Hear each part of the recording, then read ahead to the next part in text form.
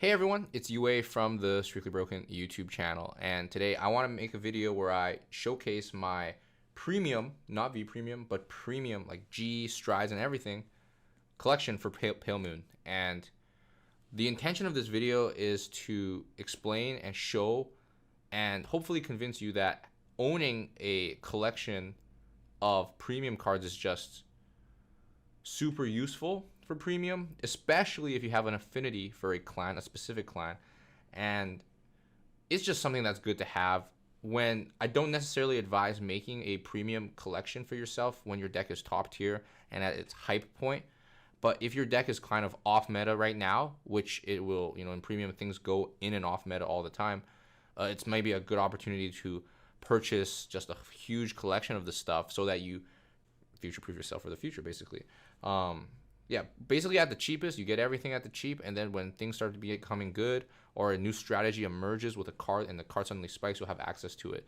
You just have to read what cards are good and you'll need for your kind of premium toolbox kit for that clan. I have it for Pale Moon because it's my favorite clan, and you should also make it too for your favorite clan or a clan that you are planning to never sell for premium. So I have my binder here. I do want to quickly mention this deck that I profiled. There are a bunch of my very important premium staples currently in this deck. Like Peritons, Trapezes, some tiers, Bobos, Songsters, and then a bunch of the strides. I mean, there's not that many strides here, but it's like Cyclones and G-Guards. So just be aware that, the deck profiles link will be in the description. I do have all these staples as well, and they are basically showcased in the deck profile. And like some of these are actually quite important. Periton basically goes in every single premium Pale Moon deck without fail. That card is just too bonkers. So definitely check out that deck profile, link in the description, and let's get right onto the binder. So here's my purple Ultimate Guard binder. I love purple. I think it's thematically it just fits very well with the Pale Moon theme. Pale Moon's purple in itself. The clan's insignia is purple. And yeah, this binder is kind of aesthetic to that. Ultimate Guard, great brand, not sponsored by the way. If Ultimate Guard wants to hit me up, I'm down. Right off the bat, I have Zeroth Dragons, and you guys will immediately be like, Pale Moon doesn't have a Zeroth Dragon archetype. I think I am quite aware that ZRs, or just the Zeroth Dragons in general, are quite a bit more expensive now. And so they definitely don't need to fit in your Pale Moon, or your collection for that matter, especially for Pale Moon right now. But you never know when your clan might become a Gize deck. So if you have access to these, I would just keep one of each. And just one of each for 5 so that you can do a Gize deck. And then you do need your Zeroth Dragon for your clan. So Dust, super good. Dust is actually quite a good finisher in Pale Moon. And because you can multi-attack so much on a 1-power Vanguard. And, if you ever replay old G format, Dust becomes your best finisher. So, if you want to play something like old school, and old school is really popular right now, Dust every time. This one, it's not that good. This is a Progenitor Dragon, but you usually play it if you have the space. And I'm not going to talk about every single card because it's like a showcase rather than me explaining every card. Like, this is a staple stride. You play 1 or 2 of these every time. This card is probably one of the best strides we have access to. And this one, not really. But this card is a really great flip fodder for your Dancing Princess because then your Magias get more power off the Hairy Stride. So, yeah, just, again, like, I picked up all of these probably at their cheapest point, and if they ever become expensive, I already have access to them, especially like these SP strides and such. So that is just, I highly recommend that. SP strides especially, if you want to max your collection, that's a cool thing to do. But SP strides tend to go through like these like waves of when they're popular, they're really expensive, and then a lot of sellers buy a bunch of them. They have a lot to unload. Price slowly stabilizes, goes down, and then that's when you get them for cheap. And then you just don't have to worry about the cycle anymore. You don't have to pick up cards every time your deck becomes good. You just already have them all. This card, like these, I see potential with this card somehow if something happens one day. But it's usually for old, like G era gameplay. This card I can still stride it. This card's great. This card is so abusable. Like, there's gonna be a day when this card is just the most broken stride ever, and I have 3, which you'll never use in a game. You'll only use like 1, but I have 3 anyways, just because. Same with this card. This Beatrix card, high potential, and this is what I mean. Like, when you build like, for me it's Pale Moon, but when you build a clan collection for premium, you can just start speccing on cards that you think have super high potential for the future. Like this Beatrix, like when I read this card and that it can de-stride itself, I'm just excited because that means I can use Vanguard effects that are not Stride Vanguard effects, and it's just really exciting for me. This card, like, it was made so long ago, but it almost feels like it was planning for something bigger in the long term. So I love just holding on to cards that I think have high potential like this. This card is just troll. And that's the other thing. Some cards like you're gonna collect in your premium collection that are not good. This card I don't think will ever be good, but I just want to have it because I'm a fan of the clan, and it just looks good in my binder. Same with this. GB8 is like, GBAs are like so they've been like crept out, like, but this card gives everything. It calls out Abyss Dragon, so I feel like there's some kind of abuse there maybe in the future potentially. So I still have access to them, and I have like an extra Seabreeze here and 3 more Marindals. The other copy is in my deck currently. I like to collect playsets of everything. I definitely don't have playsets of everything, keep in mind, but I like to eventually work towards playsets of everything because it just you never know, and you know there's no limitations to what your premium collection binder is. Like, no one's gonna stop you from getting 4 of a card, maybe even 5 of a card, and just don't worry about. I want to get 4 of everything because you never know when something needs to be played as 4, no matter how silly it might sound.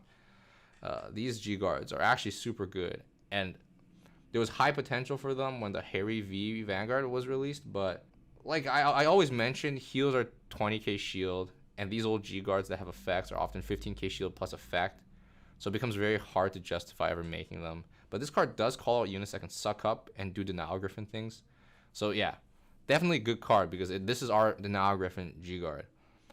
Big G guard, big G guard, big G guard. There's some space here because again, a lot of these cards are in my current Pale Moon deck.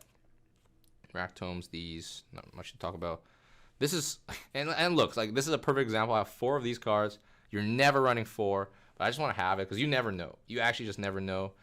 Like, this is actually quite a good Pale Moon deck in premium right now. The whole Harry combo deck that uses this and abuses this card to spam multiple circles, and then OTK with Leslie, the Leslie loops.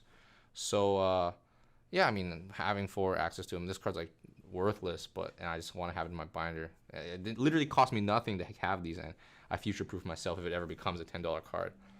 Alice, I have the Care Expo Alice's because in my standard collection or V Premium collection I have the ORs, and so premium I have the Care Expo ones. Here's a G format, my baby. So GBT 14 hits, and they only had a team tournament for it. They never had singles for it. But I felt like this card deck was actually really, really strong. Like GBT 14 and then the Bermuda set Diva Festas. That format, this deck was actually really strong. But we just didn't have a tournament where I could have like skill expression this deck in a competitive tournament because it was only teams, and then V began. So unfortunate. I flexed these on a video already though, so you already know. This stuff, I feel like there's like a vanilla deck, and this is where you can like use your collection to kind of like brew things, and that's like another important thing about having these premium collections is the ability to think and brew lists that you can build from scratch and have that kind of skill expression and just creative expression in deck building. By having these kind of collections, you kind of are.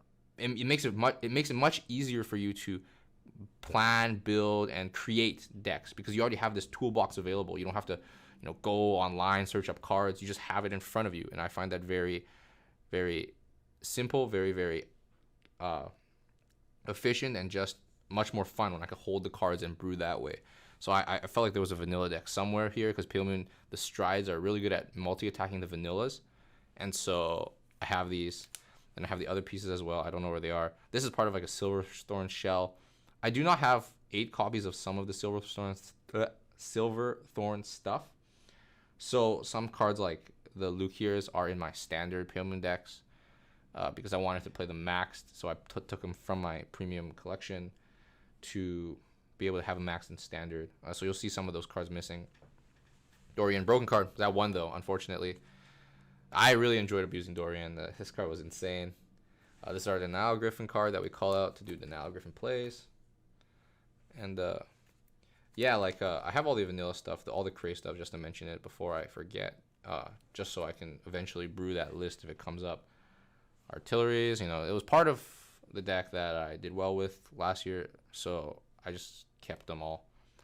This is part of that deck combo. This is Silverthorn stuff. Like, this card that's not that good, but the art is adorable, so I kept it.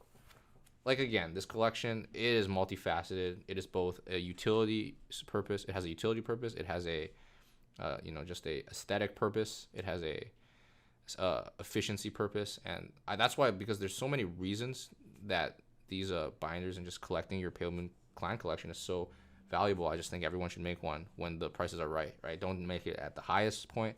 Make it when everything is low because your clan isn't top tier at the moment.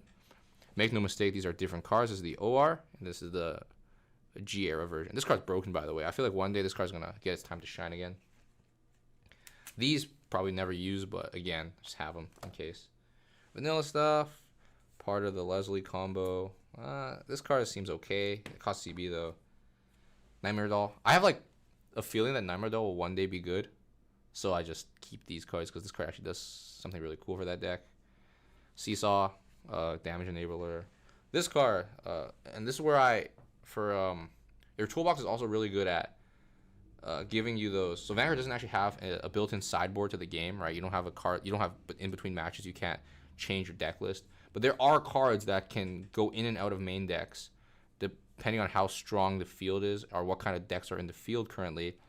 Pokar is a card that hedges me against Freeze Ray and Link Joker decks because I can actually multi-loop out Pokar. I can unflip my whole board. And I just want to have access to it because if Link Joker becomes top tier in Premium, I definitely probably will see myself fitting in at least one Pokar. Now, the Harry Stride actually sucks up zones, so it actually plays pretty well around Link Joker already. But, like for example, Pale Moon Loop, if your front row gets locked, it's over. You can't kill people, so yeah. Pokar is needed for that. Again, Honolly, same concept. When I need Honolly, I have Honolly's, and having this collection just helps me put all these flexible cards in deck list into like one convenient location, so that when I'm brewing or changing lists, it's just so convenient. I just pull out the purple binder and go to town. Whole wham, same idea. Feels bad, man. This is just a feels bad. Again, I don't have 8 of these, unfortunate. One day Silverthorn actually topped 8'd in Toronto. But yeah, like this card is Trapezist for Silverthorns, so there's potential there. But there's also like, it's kind of troll because Trapezist does everything this card does, and it's not tied to Silverthorns, so it's pretty funny that way. I don't know if this card will actually see play. It's also 7k, so you can't CB deny with it. This card though, I think there's abuse potential. This card, so it does like, I don't really want to say effects in this, but you can search it up. The card's name is Carne. And I think there's some kind of abuse potential with this card because it can leverage hand into attacks. And when you can leverage your hand into attacks, then you can just open up the window for more attacks. So I see potential in this card. Strider's a little bit aged now, but who knows, one day. The art's cute, so it's all good. This is part of that G broken deck that I keep talking about. Leslie, counter-charging cards, some PGs. This one is another card that can Denial Griffin. It's a PG that can Denial Griffin if you're on a Harry Vanguard. And this card can just superior call out a Interceptor on opponent's turn, PG. So, it also is a Denial Griffin. A bunch of Denial Griffins. Pale Moon actually has probably more Denial Griffins than Kagero. Here's some triggers. Some V triggers, the broken stuff. The V triggers have warped the game completely. You have to have them crits. The reason the crits are in here right now is because, actually, why are these crits in here? I'm not sure. Because I'm playing draws right now in my premium deck. But these crits will probably come into play when you're playing like a different kind of list. These old suck up crits. The art is so beautiful, so I have 4 of them, and it was part of my old Hari deck as well. So yeah, these come in the Hari deck for sure. So I actually don't think these actually probably will see that much play, to be honest. They will see play in like a vanilla deck. If I actually end up brewing the vanilla Pale Moon deck, these would be the triggers I use. But otherwise, it would be these 8. I totally forgot about them. These are like the premium collection triggers, the stride crits and everything. Like, you're playing these ones every time. Broken card, one of the most broken cards ever printed. A countercharging card on a stick that goes to Soul, so that you can, in Pale Moon, you can reloop cards out of Soul, right?